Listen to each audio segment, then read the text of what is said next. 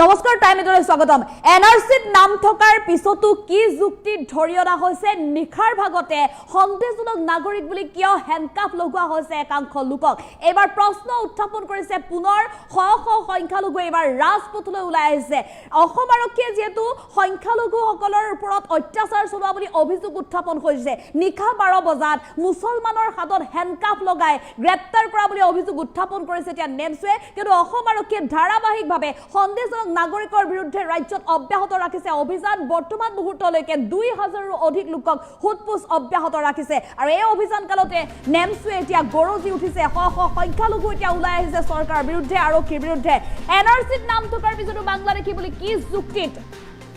ধৰি অনা হৈছে বুলি প্ৰশ্ন কৰিছে বৈধ নথিপত্ৰ থকাৰ পিছতো তেওঁলোকক কিয় গ্ৰেপ্তাৰ কৰা হৈছে বুলি প্ৰশ্ন কৰিছে ৰাতিৰ অন্ধকাৰত মুছলমানক হাৰাশাস্তি কৰা বন্ধ কৰক এবাৰ হুংকাৰ প্ৰদান কৰিছে শ শ সংখ্যালঘুৱে মুছলমানক কেৱল নিৰ্বাচনৰ সময়ত ব্যৱহাৰ কৰে প্ৰতিগৰাকী মুছলমানে অভিযোগ উত্থাপন কৰিছে এতিয়া চৰকাৰৰ বিৰুদ্ধে মুছলমান লোক ভাৰতীয় নহয় নেকি যদি মুছলমান লোক ভাৰতীয় হয় তেনেহলে কিয় বাৰে বাৰে অত্যাচাৰ কৰে বুলি অভিযোগ উত্থাপন কৰি চৰকাৰৰ বিৰুদ্ধে গৰজি উঠিছে সংখ্যালঘু সংগঠন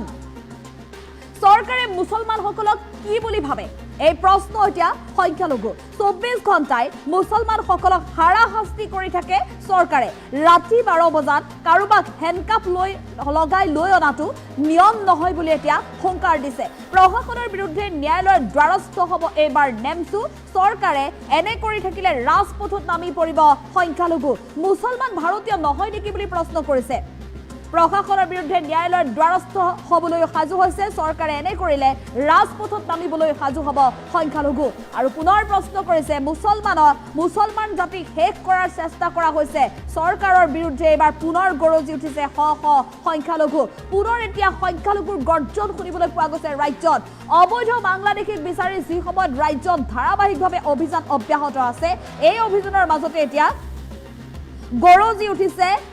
নেমছু সংখ্যালঘু সংগঠনে চৰকাৰৰ বিৰুদ্ধে ক্ষোভ প্ৰকাশ কৰিছে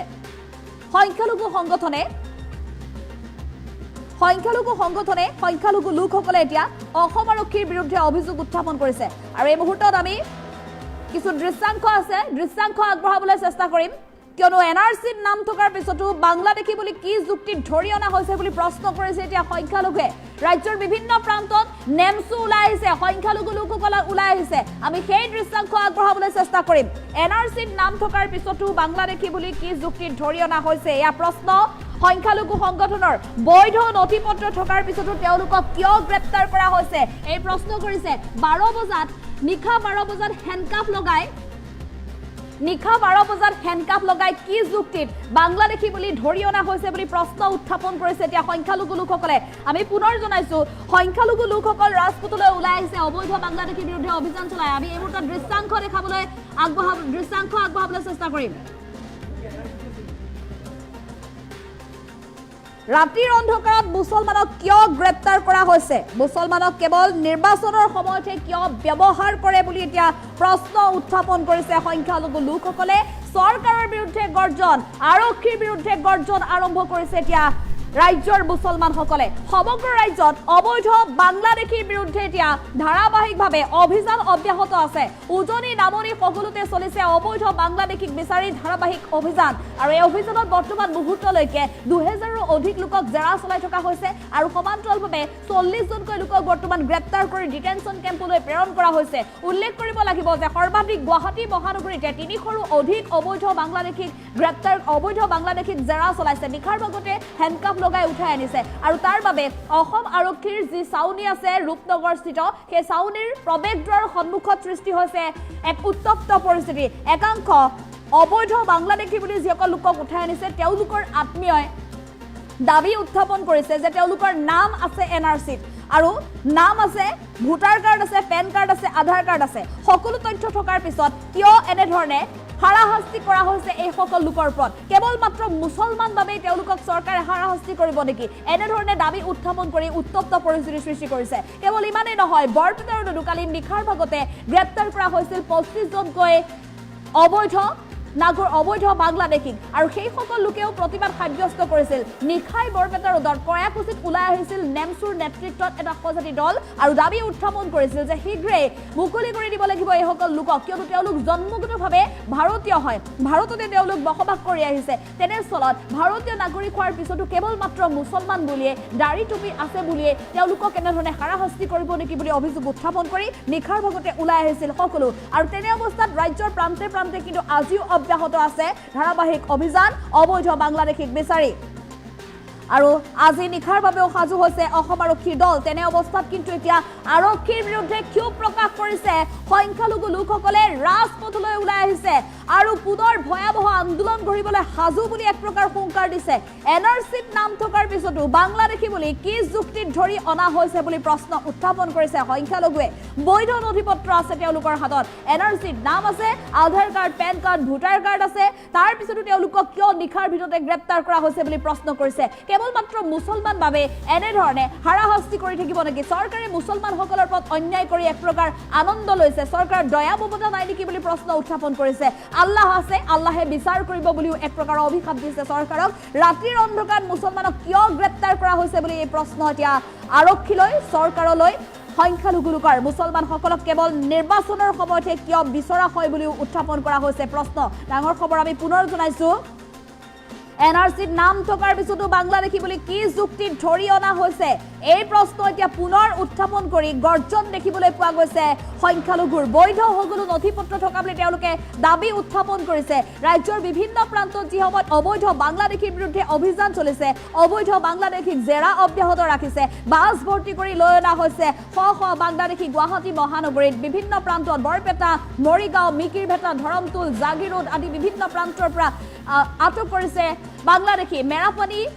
নুমলীগড় শোধনাগাৰ শিৱসাগৰতো ইতিমধ্যে আৰক্ষীৰ জালত পৰিছে অবৈধ বাংলাদেশী আৰু তেনে সময়তে এতিয়া সংখ্যালঘুৰ গৰ্জন শুনিবলৈ পোৱা গৈছে সংখ্যালঘুৱে অভিযোগ উত্থাপন কৰিছে যে ৰাতিৰ অন্ধকাৰত মুছলমানক এনেধৰণে হাৰাশাস্তি কৰে আৰক্ষীয়ে কিন্তু ৰাতিৰ অন্ধকাৰত মুছলমানক এনেধৰণে হাৰাশাস্তি কৰা বন্ধ কৰিব লাগিব অন্যথা কিন্তু সংখ্যালঘু লোকসকলে ভয়াৱহ আন্দোলন গঢ়ি তুলিব বুলি হুংকাৰ প্ৰদান কৰিছে মুছলমানক কেৱল নিৰ্বাচনৰ সময়ত ব্যৱহাৰ কৰে মুছলমান ভাৰতীয় নহয় নেকি বুলি প্ৰশ্ন কৰিছে চৰকাৰৰ বিৰুদ্ধে এনেধৰণে সংখ্যালঘুৰ গৰ্জন শুনিবলৈ পোৱা গৈছে চৰকাৰে মুছলমানসকলক প্ৰকৃততে কি বুলি ভাবে সেই প্ৰশ্নও কৰিছে গতিকে 24 ঘণ্টাই মুছলমানক যদি হাৰাশাস্তি কৰি থাকে চৰকাৰে তেনেহলে কিন্তু পৰিস্থিতি বিষম হ'ব বুলি এক প্ৰকাৰ ধমক লগাইছে চৰকাৰক ৰাতি 12 বজাত কাৰোবাক হেণ্ডকাফ লগাই লৈ অনাটো কেনে নিয়ম বুলি তেওঁলোকে প্ৰশ্ন উত্থাপন কৰিছে আৰু এইবাৰ ৰাজ্য চৰকাৰ প্ৰশাসনৰ বিৰুদ্ধে ন্যায়ালয়ৰ দ্বাৰস্থ হ'বলৈ সাজু হৈছে সংখ্যালঘু প্ৰশাসনৰ বিৰুদ্ধে ন্যায়ালয়ৰ দ্বাৰস্থ হ'ম বুলি হুংকাৰ প্ৰদান কৰিছে নেমচুৱে চৰকাৰে যদি এনে কৰে ৰাজপথত নামিব সংখ্যালঘু মুছলমান ভাৰতীয় নহয় নেকি বুলি প্ৰশ্ন উত্থাপন কৰিছে মুছলমান জাতিক শেষ কৰাৰ চেষ্টা কৰা হৈছে বুলি অভিযোগ উত্থাপন কৰিছে চৰকাৰৰ বিৰুদ্ধে এইবাৰ গৰজি উঠিছে শ শ সংখ্যালঘু অবৈধ বাংলাদেশীৰ বিৰুদ্ধে ৰাজ্যত অভিযান চলি থকাৰ সময়তে এনেধৰণে সংখ্যালঘুৰ গৰ্জন শুনিবলৈ পোৱা গৈছে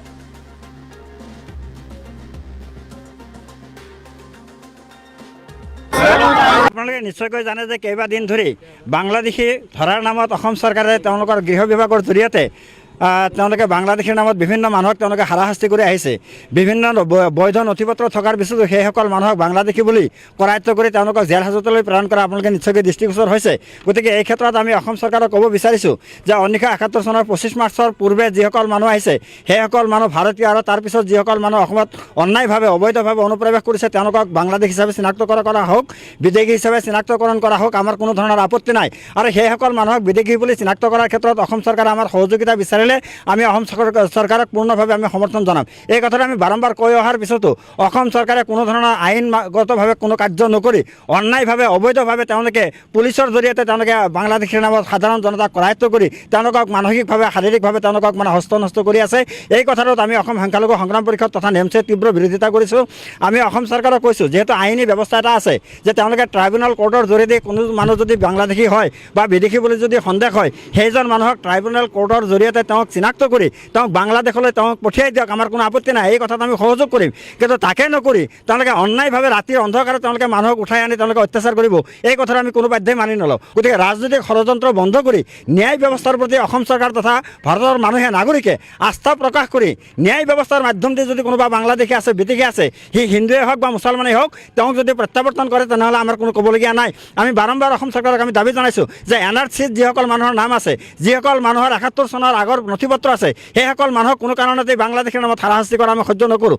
এই কথা আমি বাৰম্বাৰ জনাই আছোঁ। তাৰ পিছতো কি কাৰণত ৰাতাৰাতিৰ ভিতৰতে বাংলাদেশী ধৰিবলগীয়া হ'ল? যিহেতু ট্ৰাইব্যুনেল কোৰ্ট আছে, প্ৰত্যেকখন জিলাতে 4খন 5খনকৈ ট্ৰাইব্যুনেল কোৰ্ট আছে আৰু এটা বিয়াগুম বিভাগ আছে। গতিকে সেই বিভাগে তদন্ত কৰি সেই মানুহসকলক যদি বাংলাদেশী হয় তেওঁলোকক চিনাক্ত কৰি তেওঁলোকক বাংলাদেশলৈ পঠিয়াই দিয়ক, আমি বাৰম্বাৰ কৈ আছোঁ। প্ৰতিবাদটো কৰিব লাগিব। বিজেপি চৰকাৰ যেতিয়াৰ পৰা ভাৰতবৰ্ষ তথা অসমত তেওঁলোকে ক্ষমতা দখল কৰিছে, ক্ষমতা দখল কৰাৰ পিছতে ভাৰতবৰ্ষৰ যে মুছলমানসকল তেওঁলোকক মুছলমান বুলি ভবা নাই, তেওঁলোকক এটা পনীয়া সামগ্ৰী বুলি ভাবি আছে। আচলতে অসমত যে কি চৰকাৰ চলিছে এইটো ধৰিব পৰা নাই। হিটলাৰটো নাই, কিন্তু হিটলাৰী শাসন চলিছে, জংগৰ ৰাজ চলিছে। ইয়াত আইন কানুন নাই। এতিয়া ক্ষমতাৰ বলত মুছলমানসকলক 24 ঘণ্টাই কেনেকৈ হাৰাশাস্তি কৰি থাকিব। আমিও কওঁ কোনো বিদেশী, বাংলাদেশী, পাকিস্তানী কোনো থাকিব নালাগে, কিন্তু এইটো নিয়ম নহয় যে ৰাতি 12 বজাত গৈ কাৰোবাক হেণ্ডকাফ লগাই তুলি আনিব। কোনটো আইনত আছে যে প্ৰমাণ নকৰাকৈ এজন মানুহৰ গাত হাত কৰি লগাব? আমি যিসকল আৰক্ষীয়ে ৰাতি 12 বজাত গৈ হেণ্ডকাফ লগাইছে তেওঁলোকৰ বিৰুদ্ধে আমি উচ্চ ন্যায়ালয়ৰ দ্বাৰস্থ হ'ম। প্ৰয়োজনত আমি উচ্চতম ন্যায়ালয়ৰ দ্বাৰস্থ হ'বলৈ আমি বাধ্য হ'ম। মহামান্য বিচাৰকেহে বিচাৰ কৰিব, আৰক্ষী কোন বিচাৰ কৰিবলৈ? কোনেও নহয়। গতিকে ইয়াৰ বিৰুদ্ধে তীব্ৰ গণতান্ত্ৰিক আন্দোলন হ'ব। মানুহক যদি হাৰাশাস্তি কৰে মানুহ ৰাজপথত আহিবই, আৰু ইয়াতকৈ প্ৰবল গণতান্ত্ৰিক আন্দোলন গঢ়ি তোলা হ'ব। মুছলমানসকল কি ভাৰতৰ মানুহ নহয় নেকি? প্ৰধানমন্ত্ৰী নৰেন্দ্ৰ মোদী ডাঙৰীয়াৰ যিমান অধিকাৰ আছে ভাৰতবৰ্ষৰ প্ৰতিটো জাতি জনগোষ্ঠীৰ লোকৰ লগতে মুছলমানসকলৰ অধিকাৰ আছে। আমাৰ ৰাজনৈতিক অধিকাৰ তেওঁলোকে কাঢ়ি ল'ব বিচাৰিছে। তেওঁলোকৰ ক্ষমতাৰ দখল কৰাৰ কাৰণে আমাক সাম্প্ৰদায়িক ৰাজনীতিত তেওঁলোকে চক্ৰবেহুত পেলাই আজি ৱাকফৰ সম্পত্তি ল'ব বিচাৰিছে, কাইলৈ মুছলমানক অত্যাচাৰ জেলত ভৰাব বিচাৰিছে, পৰহি দিনা আৰু এটা কিবা কৰিব, তাৰ পিছদিনা আৰু এটা কিবা কৰিব। এই জাতিটোক কেনেকৈ নিশেষ কৰিব পাৰি, বৰবাদ কৰিব পাৰি, তাৰ কাৰণে এই চৰকাৰখনে চক্ৰান্ত চলাইছে। গতিকে মই আপোনালোকৰ জৰিয়তে এটাই অনুৰোধ জনাওঁ যে আমাক মানুহ হিচাপে জীয়াই থাকিব দিয়ক। আমিও সংবিধানৰ নীতিৰ আধাৰত আমিও জীয়াই থাকিব বিচাৰোঁ। আমাক পনীয়া সামগ্ৰী বুলি ভাবি খালি নিৰ্বাচনৰ আগত ব্যৱহাৰ নকৰিব। আৰু যদি আমাক সঁচাকৈ বেয়া বুলি ভাবিছে আমাক প্ৰতিবাদটো কৰিব লাগিব। বিজেপি চৰকাৰ যেতিয়াৰ পৰা ভাৰতবৰ্ষ তথা অসমত তেওঁলোকে ক্ষমতা দখল কৰিছে, ক্ষমতা দখল কৰাৰ পিছতে ভাৰতবৰ্ষৰ যে মুছলমানসকল তেওঁলোকক মুছলমান বুলি ভবা নাই, তেওঁলোকক এটা পনীয়া সামগ্ৰী বুলি ভাবি আছে। আচলতে অসমত যে কি চৰকাৰ চলিছে এইটো ধৰিব পৰা নাই। হিটলাৰটো নাই, কিন্তু হিটলাৰী শাসন চলিছে, জংগৰ ৰাজ চলিছে। ইয়াত আইন কানুন নাই। এতিয়া ক্ষমতাৰ বলত মুছলমানসকলক 24 ঘণ্টাই কেনেকৈ হাৰাশাস্তি কৰি থাকিব। আমিও কওঁ কোনো বিদেশী, বাংলাদেশী, পাকিস্তানী কোনো থাকিব নালাগে, কিন্তু এইটো নিয়ম নহয় যে ৰাতি 12 বজাত গৈ কাৰোবাক হেণ্ডকাফ লগাই তুলি আনিব। কোনটো আইনত আছে যে প্ৰমাণ নকৰাকৈ এজন মানুহৰ গাত হাত কৰি লগাব? আমি যিসকল আৰক্ষীয়ে ৰাতি 12 বজাত গৈ হেণ্ডকাফ লগাইছে তেওঁলোকৰ বিৰুদ্ধে আমি উচ্চ ন্যায়ালয়ৰ দ্বাৰস্থ হ'ম। প্ৰয়োজনত আমি উচ্চতম ন্যায়ালয়ৰ দ্বাৰস্থ হ'বলৈ আমি বাধ্য হ'ম। মহামান্য বিচাৰকেহে বিচাৰ কৰিব, আৰক্ষী কোন বিচাৰ কৰিবলৈ? কোনেও নহয়। গতিকে ইয়াৰ বিৰুদ্ধে তীব্ৰ গণতান্ত্ৰিক আন্দোলন হ'ব। মানুহক যদি হাৰাশাস্তি কৰে মানুহ ৰাজপথত আহিবই, আৰু ইয়াতকৈ প্ৰবল গণতান্ত্ৰিক আন্দোলন গঢ়ি তোলা হ'ব। মুছলমানসকল কি ভাৰতৰ মানুহ নহয় নেকি? প্ৰধানমন্ত্ৰী নৰেন্দ্ৰ মোদী ডাঙৰীয়াৰ যিমান অধিকাৰ আছে ভাৰতবৰ্ষৰ প্ৰতিটো জাতি জনগোষ্ঠীৰ লোকৰ লগতে মুছলমানসকলৰ অধিকাৰ আছে। আমাৰ ৰাজনৈতিক অধিকাৰ তেওঁলোকে কাঢ়ি ল'ব বিচাৰিছে। তেওঁলোকৰ ক্ষমতাৰ দখল কৰাৰ কাৰণে আমাক সাম্প্ৰদায়িক ৰাজনীতিত তেওঁলোকে চক্ৰবেহুত পেলাই আজি ৱাকফৰ সম্পত্তি ল'ব বিচাৰিছে, কাইলৈ মুছলমানক অত্যাচাৰ জেলত ভৰাব বিচাৰিছে, পৰহি দিনা আৰু এটা কিবা কৰিব, তাৰ পিছদিনা আৰু এটা কিবা কৰিব। এই জাতিটোক কেনেকৈ নিশেষ কৰিব পাৰি, বৰবাদ কৰিব পাৰি, তাৰ কাৰণে এই চৰকাৰখনে চক্ৰান্ত চলাইছে। গতিকে মই আপোনালোকৰ জৰিয়তে এটাই অনুৰোধ জনাওঁ যে আমাক মানুহ হিচাপে জীয়াই থাকিব দিয়ক। আমিও সংবিধানৰ নীতিৰ আধাৰত আমিও জীয়াই থাকিব বিচাৰোঁ। আমাক পনীয়া সামগ্ৰী বুলি ভাবি খালি নিৰ্বাচনৰ আগত ব্যৱহাৰ নকৰিব আৰু যদি আমাক সঁচাকৈ বেয়া বুলি ভাবিছে আমাক প্ৰতিবাদটো কৰিব। আপোনালোকে নিশ্চয়কৈ জানে যে কেইবাদিন ধৰি বাংলাদেশী ধৰাৰ নামত অসম চৰকাৰে তেওঁলোকৰ গৃহ বিভাগৰ জৰিয়তে তেওঁলোকে বাংলাদেশীৰ নামত বিভিন্ন মানুহক তেওঁলোকে হাৰাশাস্তি কৰি আহিছে। বিভিন্ন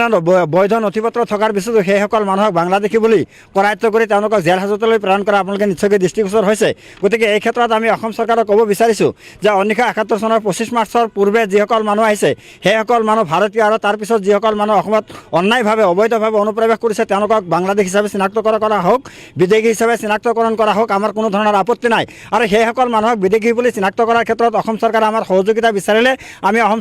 চৰকাৰক পূৰ্ণভাৱে আমি সমৰ্থন জনাম। এই কথাটো আমি বাৰম্বাৰ কৈ অহাৰ পিছতো অসম চৰকাৰে কোনো ধৰণৰ আইনগতভাৱে কোনো কাৰ্য নকৰি অন্যায়ভাৱে অবৈধভাৱে তেওঁলোকে পুলিচৰ জৰিয়তে তেওঁলোকে বাংলাদেশীৰ নামত সাধাৰণ জনতাক কৰায়ত্ব কৰি তেওঁলোকক মানসিকভাৱে শাৰীৰিকভাৱে তেওঁলোকক হস্তনষ্ট কৰি আছে। এই কথাটোত আমি অসম সংখ্যালঘু সংগ্ৰাম পৰিষদ তথা নেমচে তীব্ৰ বিৰোধিতা কৰিছোঁ। আমি অসম চৰকাৰক কৈছোঁ যিহেতু আইনী ব্যৱস্থা এটা আছে যে তেওঁলোকে ট্ৰাইব্যুনেল কোৰ্টৰ জৰিয়তে কোনো মানুহ যদি বাংলাদেশী হয় বা বিদেশী বুলি যদি সন্দেহ হয় সেইজন মানুহক ট্ৰাইব্যুনেল কোৰ্টৰ জৰিয়তে তেওঁক চিনাক্ত কৰি তেওঁক বাংলাদেশলৈ তেওঁক পঠিয়াই দিয়ক, আমাৰ কোনো আপত্তি নাই। এই কথাত আমি সহযোগ কৰিম। কিন্তু তাকে নকৰি তেওঁলোকে অন্যায়ভাৱে ৰাতিৰ অন্ধকাৰে তেওঁলোকে মানুহক উঠাই আনি তেওঁলোকে অত্যাচাৰ কৰিব, এই কথাটো আমি কোনো বাধ্যই মানি নলওঁ। গতিকে ৰাজনৈতিক ষড়যন্ত্ৰ বন্ধ কৰি ন্যায় ব্যৱস্থাৰ প্ৰতি অসম চৰকাৰ তথা ভাৰতৰ মানুহে নাগৰিকে আস্থা প্ৰকাশ কৰি ন্যায় ব্যৱস্থাৰ মাধ্যমেদি যদি কোনোবা বাংলাদেশী আছে, বিদেশী আছে, সি হিন্দুৱে হওক বা মুছলমানেই হওক, তেওঁক যদি প্ৰত্যাৱৰ্তন কৰে তেনেহ'লে আমাৰ কোনো ক'বলগীয়া নাই। আমি বাৰম্বাৰ অসম চৰকাৰক আমি দাবী জনাইছোঁ যে NRCত যিসকল মানুহৰ নাম আছে, যিসকল মানুহৰ 71 চনৰ আগৰ নথি পত্ৰ আছে, সেইসকল মানুহক কোনো কাৰণতে বাংলাদেশৰ নামত হাৰাশাস্তি কৰা আমি সহ্য নকৰোঁ।